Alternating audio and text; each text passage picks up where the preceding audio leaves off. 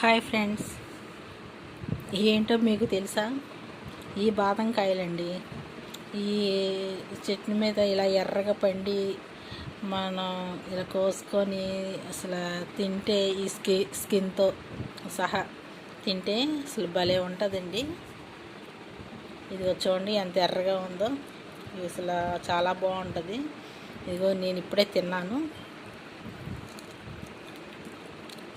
ఇది చాలా బాగుంటుంది. దీని లోపల తర్వాత అయితే ఏముండదు. మరి ఆ బాదం కాయలు ఎలా తయారు చేస్తారో, బాదం పప్పులు అయితే మనకైతే తెలియదు. కానీ అసలు ఇందులో ఫస్ట్లో చూశాను ఏముండదండి, లాస్ట్లో చూసినా ఏముండదు, ఎండిపోయాక కూడా ఏముండదు. ఎండిపోయాక కొడితేనేమో చిన్న పుచ్చగింజలలాగా ఉంటాయండి. మరి ఆ బాదం పప్పులు వాళ్ళు ఎలా తయారు చేస్తారో తెలియదు, పెద్ద పెద్దగా ఉంటాయి.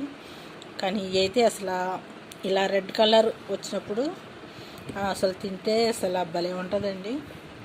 ఇదిగోండి తింటున్నాను. అసలు చాలా బాగుంటుంది. మీరు ఎప్పుడైనా తిన్నారా ఇలాంటివి? మా బాదం చెట్టు అయితే ఇంటి దగ్గరలో ఉంది. అదే నేను అప్పుడప్పుడు ఇలా కోసుకుంటూ ఉంటానండి. కోసుకొని తింటాను. మనకు అందదు, చాలా పైగా ఉంటుంది. పైకి ఉండటం వల్ల మనకు అందదు అసలు. కాకపోతే కర్ర పెట్టి కొట్టుకుంటాం. కొడితే అప్పుడు కింద రాలుతాయండి. అసలు చాలా బాగుంటుంది. మీరు ఎప్పుడైనా తిన్నారా అసలు ఇలాంటివి? తిని ట్రై చేయండి.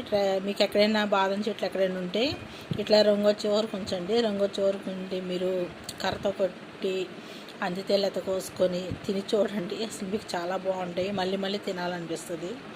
చక్కగా స్వీట్గా ఉంటాయి. ఈ స్కిన్తో సహా తినేసేయచ్చు, అలా ఉంటుందండి.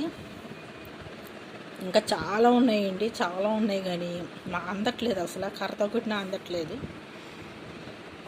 ఇక మామూలుగా ఇలా కొడితే ఇక 3 కాయలు ఈ కథమే బాగోలేదని ఈ 3 తెచ్చుకొని తింటున్నాను.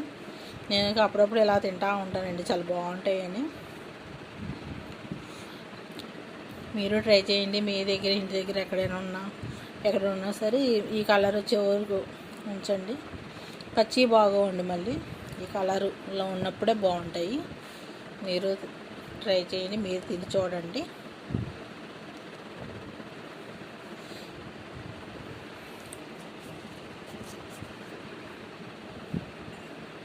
బాయ్ అండి.